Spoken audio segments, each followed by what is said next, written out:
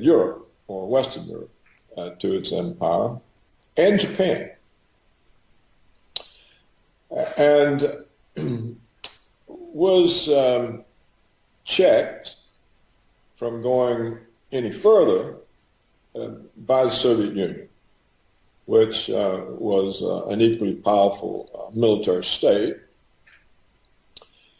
And so during the second half of the 20th century, until the Soviet collapse in 1991, the empire impulse of Washington was checked by the Soviets. Now, when the Soviet Union collapsed, this removed constraint on United States power. And it instantly began thinking of itself as the uni-power, the world's only superpower.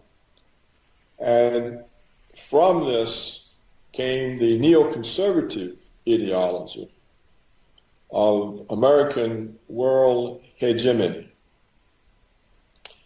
The neoconservatives concluded from the collapse of communism that history had chosen the United States as the only viable political economic system, and that it was the responsibility of the United States to impose this system on the world.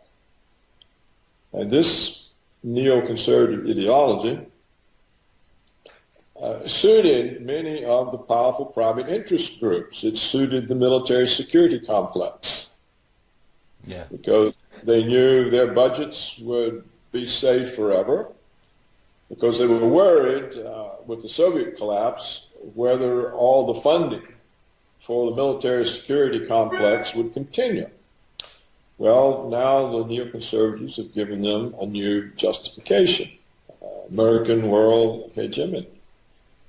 This suited the financial sector, because the American financial sector has always intended to exercise financial hegemony over the rest of the world.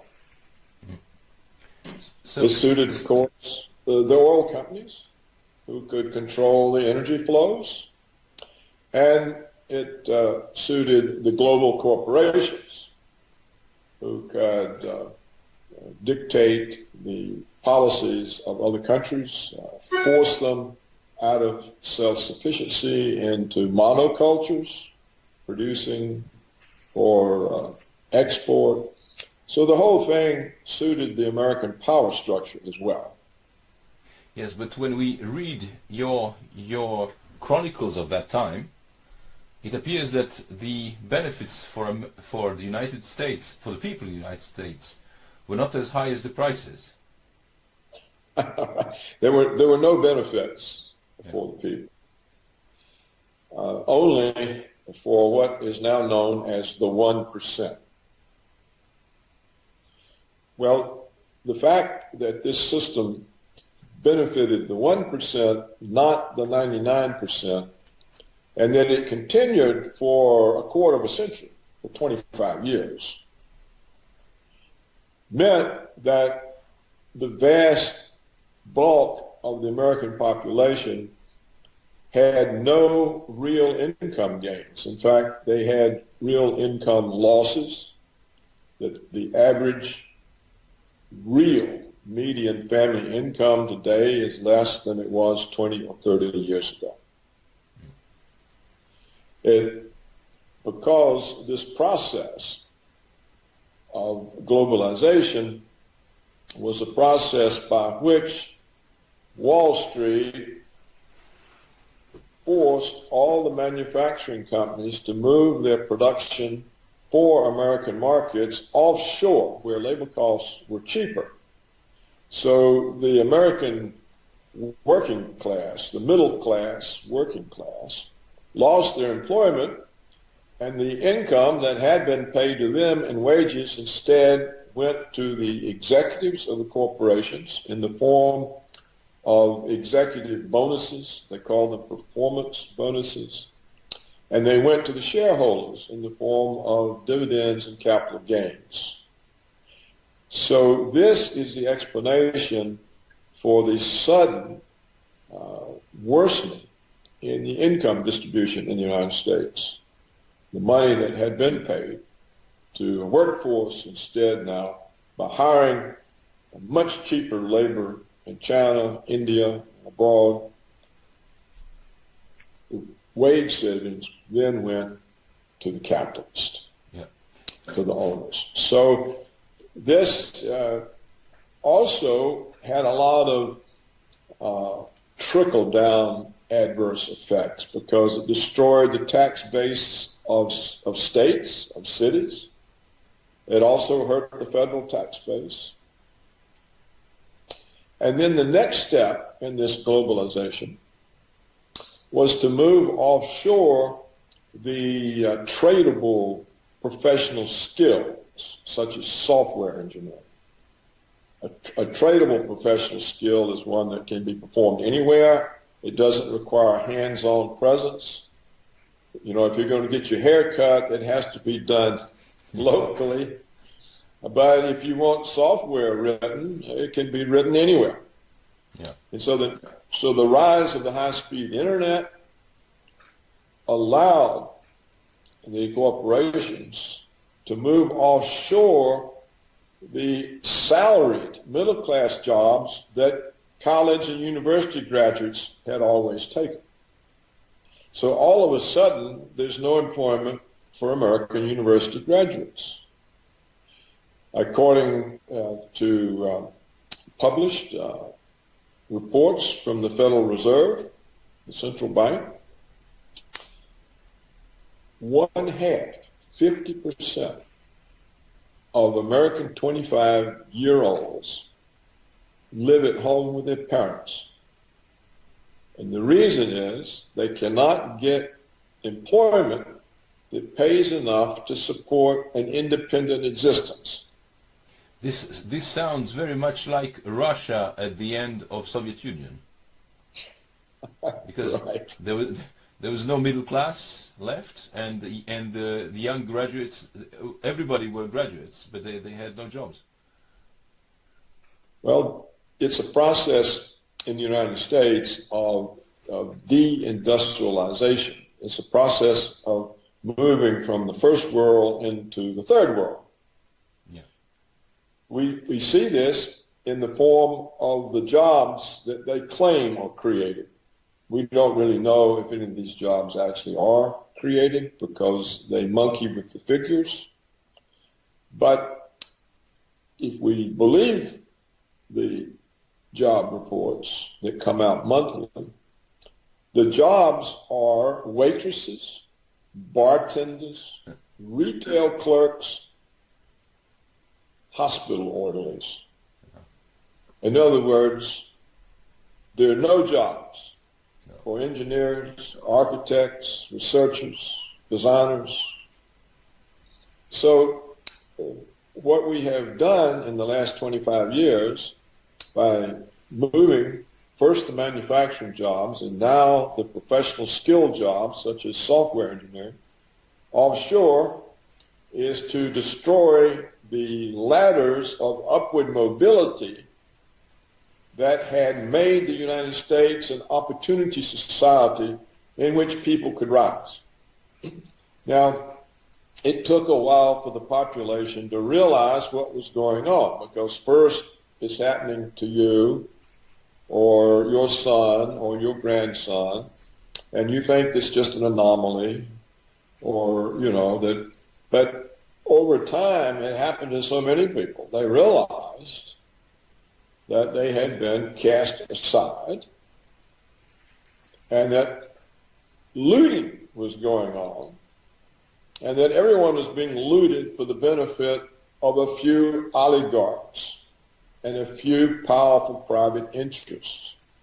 And you know, it was only a couple of years ago that the former president of the United States, Jimmy Carter, stated publicly that the United States no longer had a functioning democracy.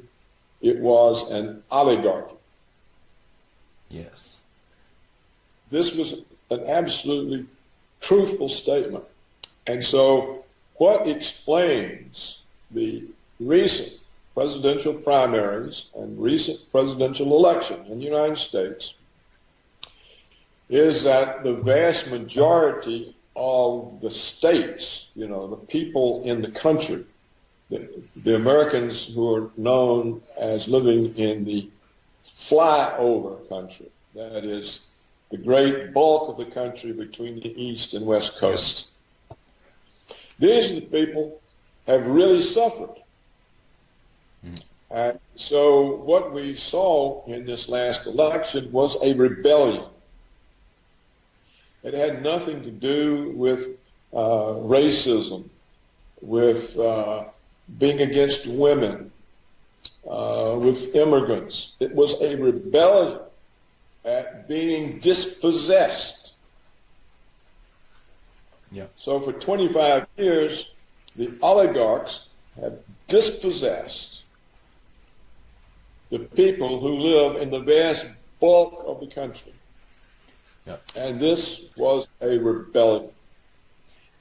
You could see it in the primaries because Donald Trump, we don't know what he will do, but he presented himself as an opponent of the oligarchs, and he acknowledged publicly what had happened to the people. Yeah. And said he would stand with them. Well, no other Republican candidate said that. So they are also part of the oligarchy then? Yes.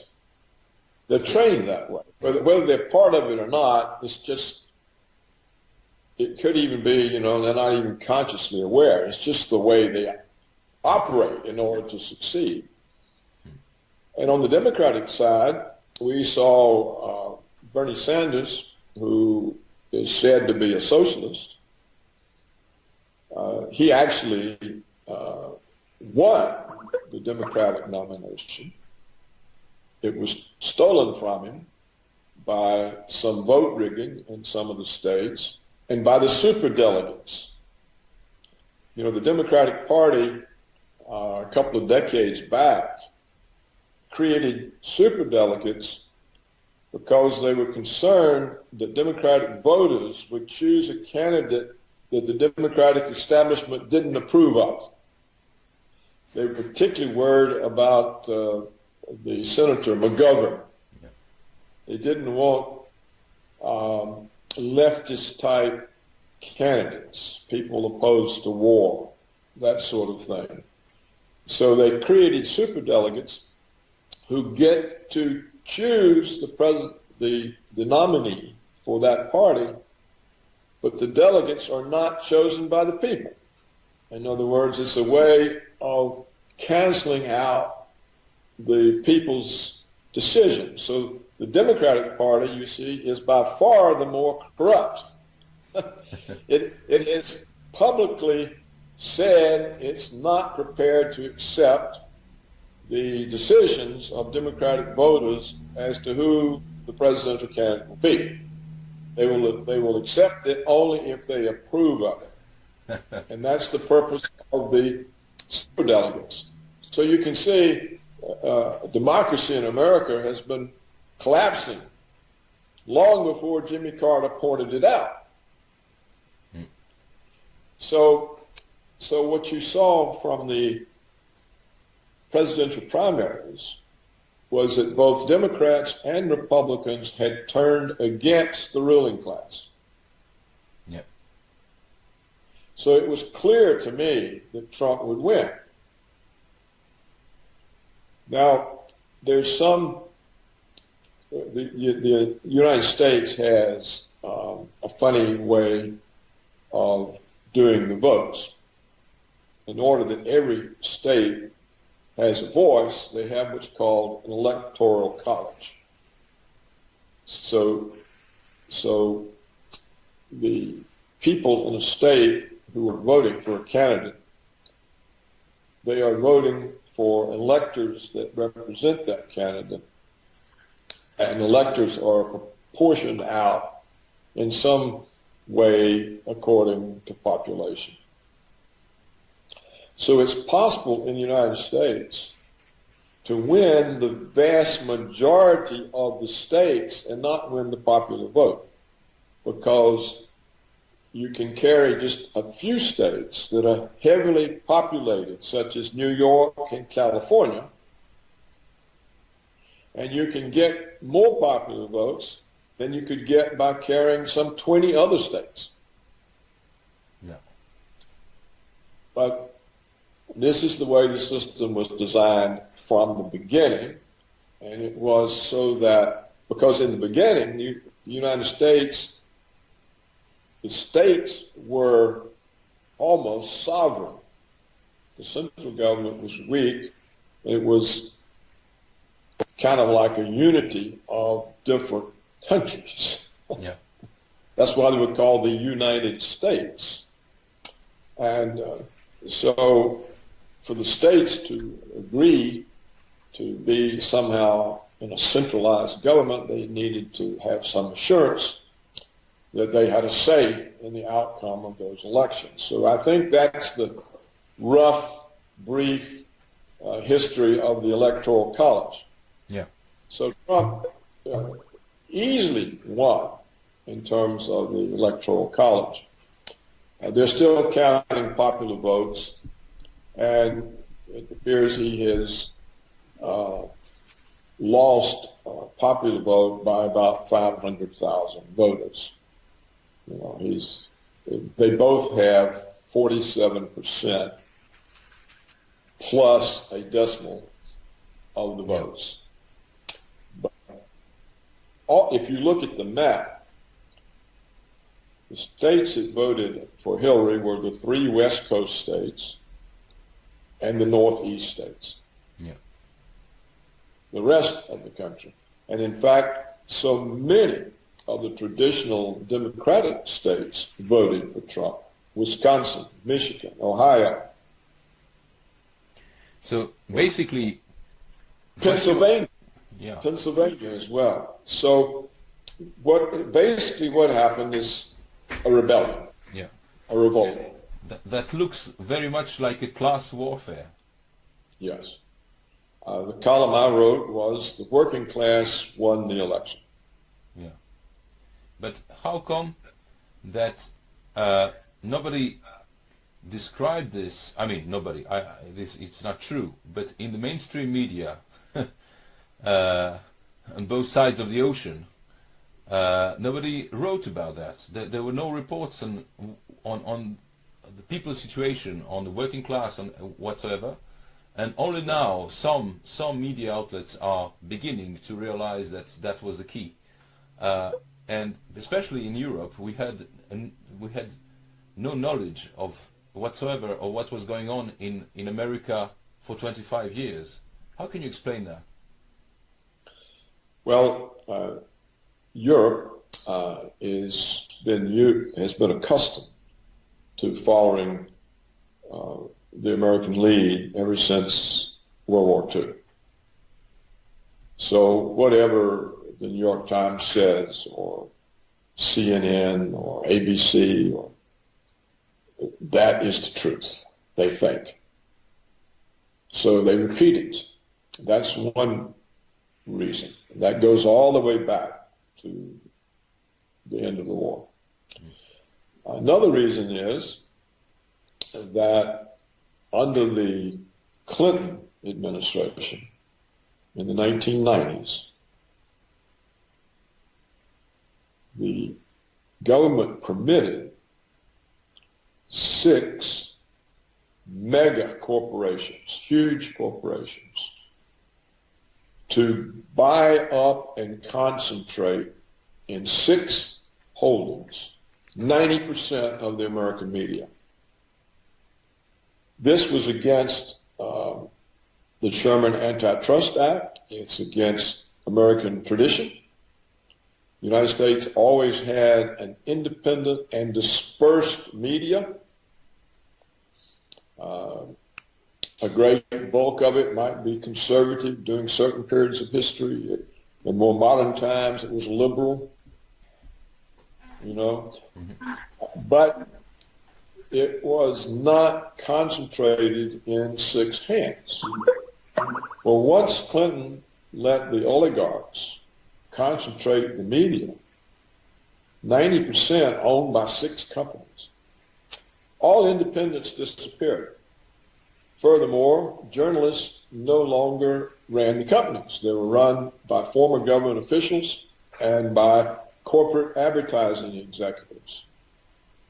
The value of these massive corporations lies in their federal broadcast licenses. So they cannot go against the government. They cannot go against the corporations because of the advertising revenues. And they can't protect one another because they're all concentrated in 6 hands.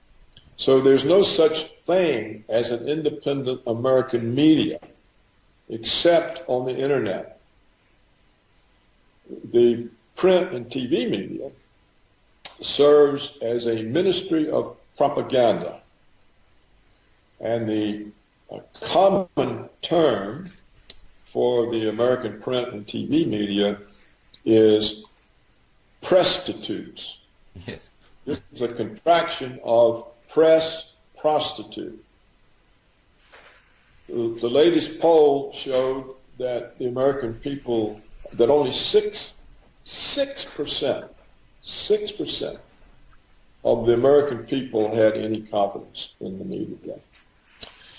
And we can see the media, which did everything it could to deny the presidential nomination to Trump and then to deny the presidency, it had no impact on the vast bulk of the country. So that's why nobody in Europe knows anything. And now there's a third reason. I've given you 2. The third reason comes from the German editor who wrote that book. His name is Udo Aufkadr, I think. Yes. And he says that as an editor of the big German newspaper, he would publish things under his name that were handed to him by the CIA. And he says this is common practice throughout Europe, that there are no significant journalists in Europe that are not on the CIA payroll in one way or the other, either as cultivated friends who get free trips to Washington or for money. So you see, Europe doesn't have a media either. There's no independent media in Europe. And the Europeans are so accustomed to following Washington's lead, they don't even know how to be independent. No. You know, the best independent country in Europe was France. You know, de Gaulle would not join NATO, and I think it was only earlier in the 21st century that France finally joined NATO. Yeah. So there's no real, outside of France, there was no independence from American foreign policy, or for that matter, American economic policy. Indeed, we have the revelation from the CIA memos that were released by the National Archive that the EU itself is a CIA creation. That it was the CIA that came up with the idea of the European Union, because if Europe was centralized, it would be much easier for Washington to control. There would only be a few people to control, to pay off, or influence. Whereas all these separate countries, this was a nightmare. They could play each other off. They could, some politician could go off in some other direction. And so this is not a conspiracy theory. These memos are released professor at Georgetown University or George Washington, I forget which, found them and wrote a book about them. So Europe is part of the American empire, and they're so used to being part of it, they don't even think about it. Yeah. So now, do you think that, I mean, what is the scope of the rebellion or revolution that bears Trump's name now? I mean, does this election mean that things are going to change radically in the United States and abroad, or does it mean that the empire will go on with its policy with just a little slowdown? Well, that remains to be seen, but the oligarchy is still there. They're still powerful. Trump, in a way, is more a manifestation of a rebellion than the leader of one. He's not experienced in the views he hasn't a movement that he can fall back onto that has knowledgeable experts who would help him bring about the changes. So he's thrown into relying on the same kind of pool of people to staff the government that every other government has been relying on. And so he can easily be captured. Yeah. He also has a tendency, which is understandable, to reward people who support him.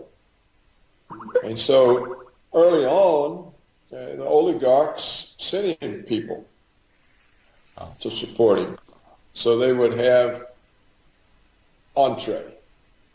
And we see in the press speculation that he might appoint Rudolph Giuliani as the Secretary of State.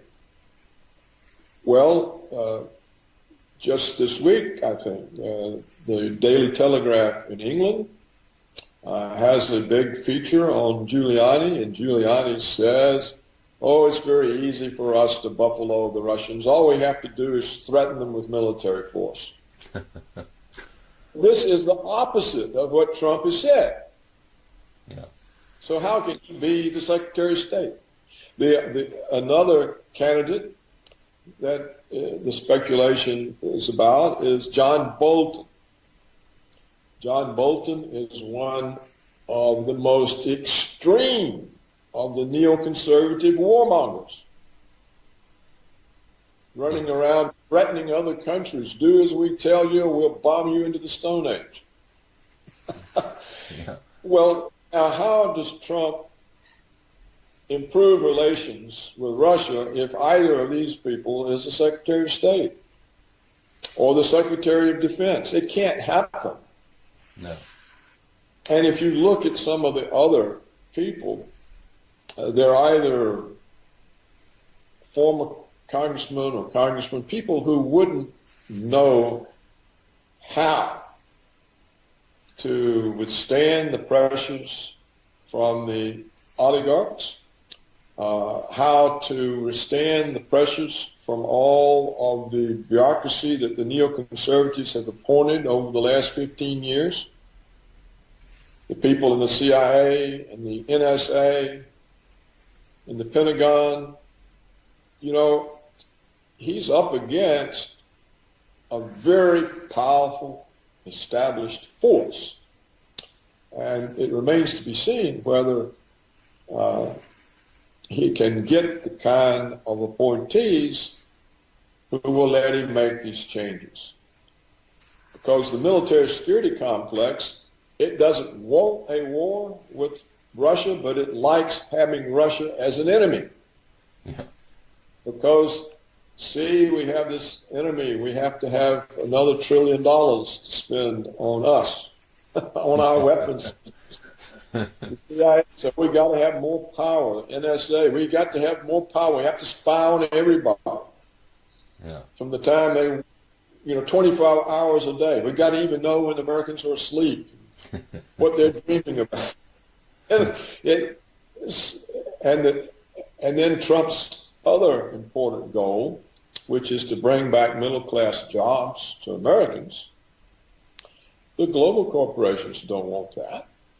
That means less profits, less performance bonuses, less capital gains. And so how does he actually achieve these things?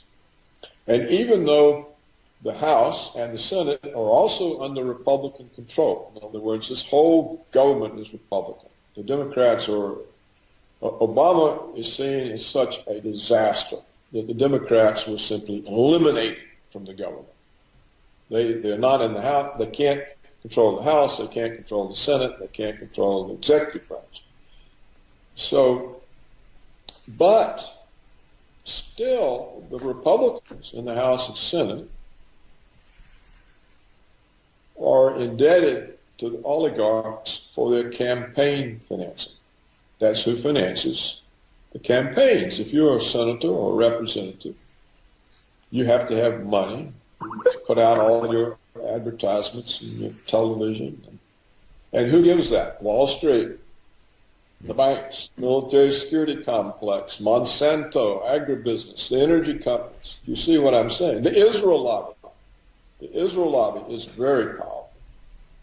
So these powerful interest groups are still there. They control the House, the Senate.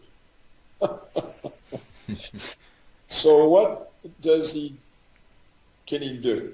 It's not clear he can do anything.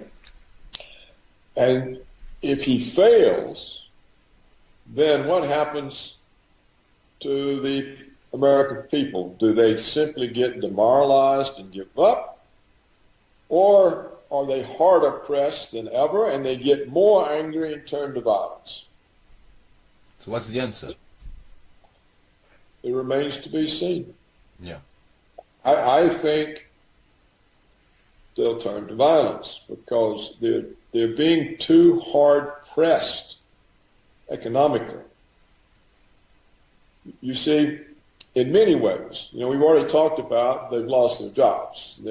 Their children and grandchildren have no prospects. The older Americans who saved for retirement and expected to be able to supplement their meager Social Security benefits with their savings, there's been no interest income on savings for 8 years. They've been forced to draw down their capital, not live off of its earnings. So the whole country is being impoverished. And then they watched how the Obama regime saved the big banks and let all the homeowners flush down the toilet. Yeah. So they know the system is against them. So if Trump can't somehow provide a better deal for these people, I don't think they'll just get demoralized and quit because they're too hard pressed. I think they'll get more angry. And if they try to oppress, the United States is a big country geographically. And Trump's opponents are thin lines on each coast. The rest of the country is his. So I think if they don't make an accommodation with Trump and don't let him bring about these changes, they'll be faced next time with a more violent outpouring, more violent candidate. And if any of these neoconservative warmongers get in the State Department or the Pentagon, we won't have to worry about it because the conflict with Russia will end it all. You cannot convince a powerful country like Russia that you're going to attack them and have them just sit there and wait. No. They won't do it. And Putin has given them already warning after warning, and they don't hear. So if Trump is unsuccessful in establishing friendly, stable relations with both the Soviet Union and the China, then Europe can kiss itself goodbye. It's just not going to be there. And neither is the United States. So we come down to the biggest hope, which is conflict that the neoconservatives recreated with Russia after Reagan and Gorbachev ended it. You have to remember Reagan's two goals: to stop the stagflation that was ruining the economy and to end the Cold War because of the danger of nuclear weapons. Well, these are massive goals. I think they're unrivaled in the 20th century, for which he gets a little credit. No, yes, exactly. But the neoconservatives recreated all of the tensions. In fact, they are worse now than they were during the darkest days of the Cold War. So that has to be stabilized. That relationship between the nuclear powers has got to be stabilized. And if not, then it's going to end very, very badly. Yeah.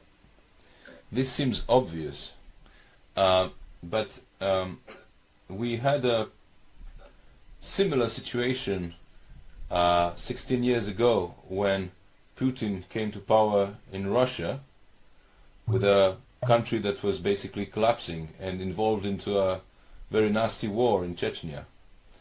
And obviously the way he rebuilt the state or stabilized the state shows that he was not alone at this job.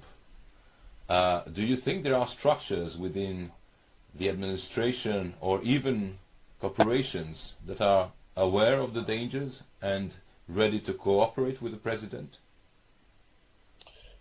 There are some. I think the older foreign policy community, which was displaced by the neoconservatives, some of them are still alive. They're still there. It's not clear Trump knows who they are. It's not clear what kind of whispering campaign is already being conducted against them to direct him away from them. There's also another big difference. When the Soviet Union collapsed, the whole thing collapsed. Yeah. There wasn't a ruling oligarchy. There wasn't an ideological force like the neoconservatives. The communism collapsed.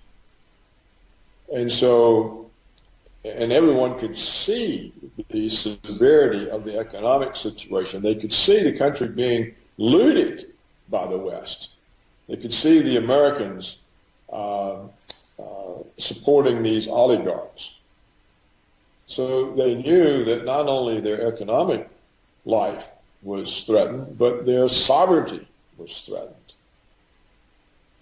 And, you know, under Yeltsin, essentially, Russia was an American puppet state. So there was so much more evidence, and the remaining elites themselves could see that, you know, if we're going to be an independent country, we got to do something about it. So I think Putin had a lot more to work with than Trump does. And he had been in the KGB, and he was a protege of Yeltsin, so he had connections. He knew who the actors were. And so he had a better sense of who would help him. I mean, he hasn't been perfect on that. but still, you're correct, he has rebuilt Russia. But that's the difference. It was easier. Even though Russia was in a terrible situation, because it was easier. Because it was. Because it was. It made it easier. So here it could be Trump is the first symbol of a revolt, and it has to build, and the movement has to start producing experts who are aware and can think and know who the enemy is and what to do to drive them out. And that, I think, is missing at this point in the United States. And we won't know until we see Trump's government and see its performance. But there's so much they can do to take control. For example, the oligarchs, Wall Street, the Federal Reserve, they can cause an economic crisis and put him on the defensive, instantly on the defensive. And then all the media will say, oh, see. You know, this is what they tried to do to the British with Brexit. Then they can come to Trump and say, well, you know, if you want this crisis over, you have to appoint one of us, Secretary of the Treasury. Then they've got it. See? Or the neoconservatives in the CIA can orchestrate a false flag attack and ruin the prospect of relations with Russia.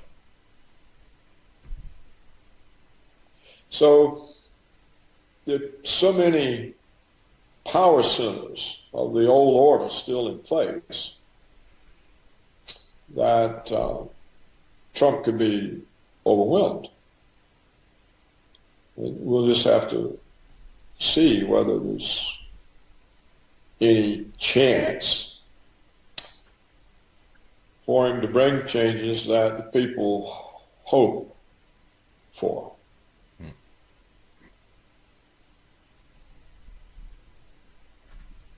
Perfect. I think it's fundamental. Yeah, it's fundamental for people here to hear that. We're having very harsh debates here in Europe about you know, the way the media have blackened out everything that was going on in the United States and all over the world. I mean, in Syria, everywhere.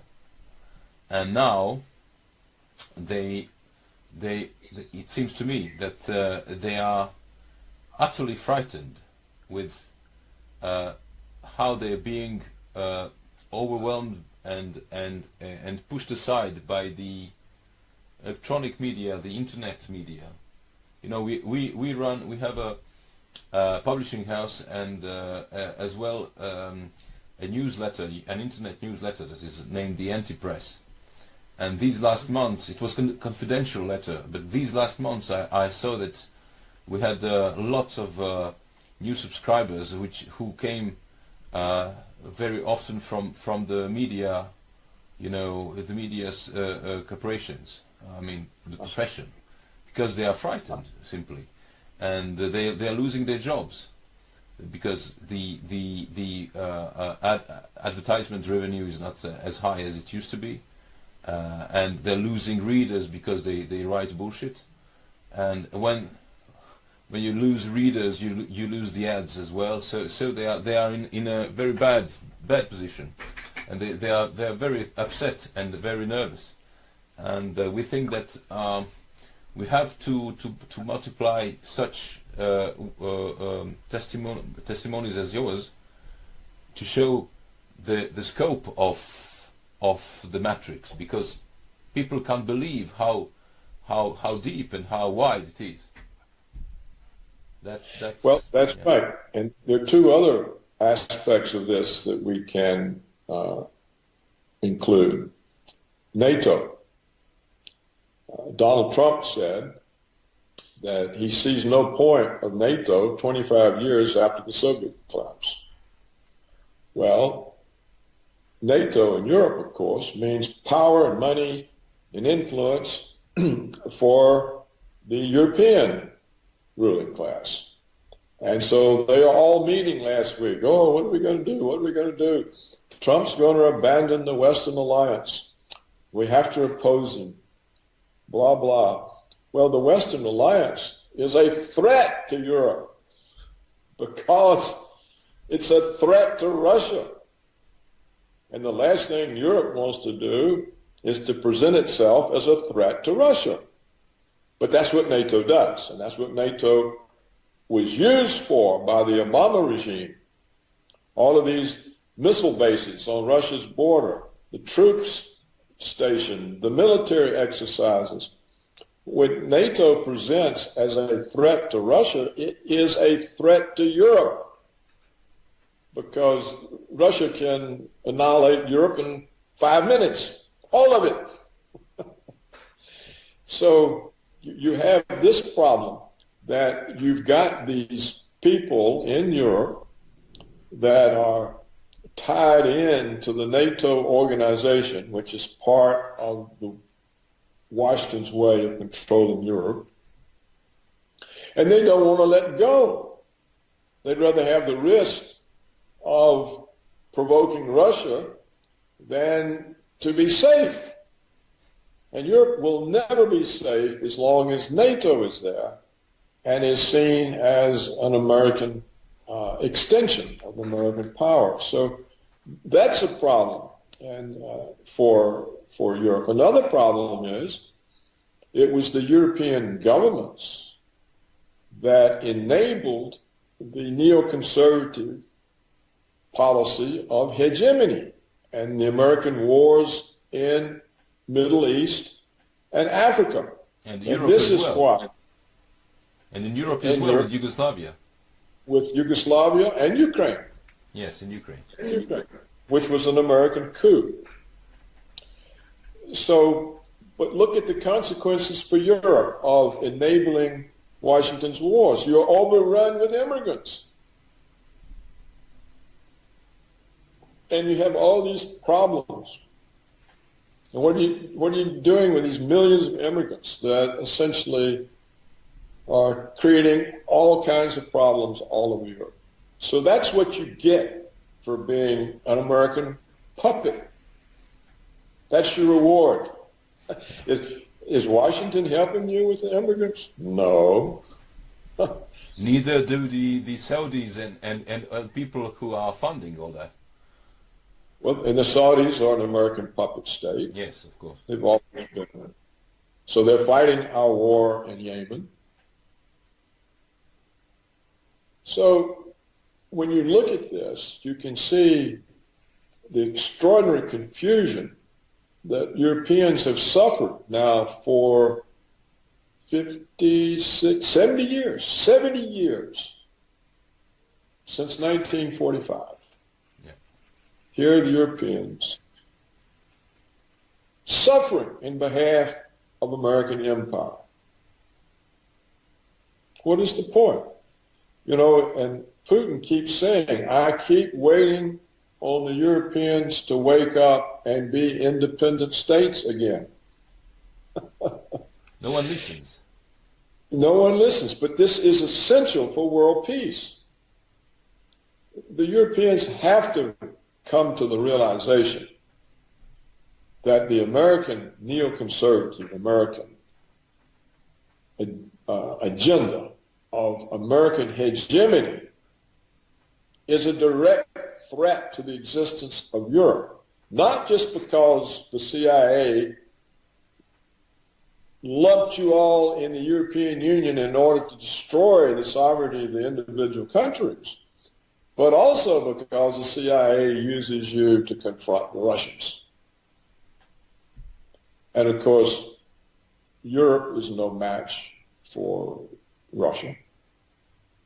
The United States isn't either, in my opinion, and certainly not a match for the combination of Russia and China. So what we've seen in the 21st century is the American neoconservatives have demonized China and Russia and turned the other two powerful countries into enemies. Why? For no good reason except an ideology that in every way is comparable to Trotsky. World revolution, world hegemony. You have to remember, not even Stalin believed that. He said socialism in one country, and he killed off the Trotskyists. So what we have in the American neoconservatives is a new group of Trotskyites who want to exercise power over the entire world. Yep. This is an ideology. It's like the French Revolution in its initial stages. We'll take it to all of Europe. So at some point, the Europeans have to understand that none of this makes them safe. Are they safe with 2 million immigrants running around, abusing women, causing crimes? No. Are they safe being drawn into confrontation with Russia? No. Are they safe being forced to hurt their own economies by abiding with American sanctions? No.